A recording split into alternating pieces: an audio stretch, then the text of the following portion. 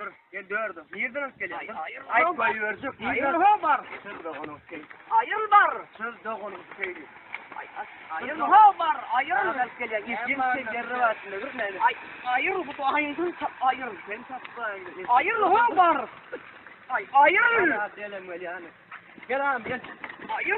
Gel rahat bana. Gel ne rahat bana. Hayır var. Dur ne şimdi rahat bana. Orada. Anlar uçtu ya. Hayır var. Tık da onu söyle. Hayır var. Yıl kes. Hayır var bunu çek. Hayır var bunu çek. Gel rahat olma. Bunu çek. Gel rahat bana. Bunu çek var. Havariye vurdum. Havariye vurdum. Bundan Davut bir işe veriyoruz.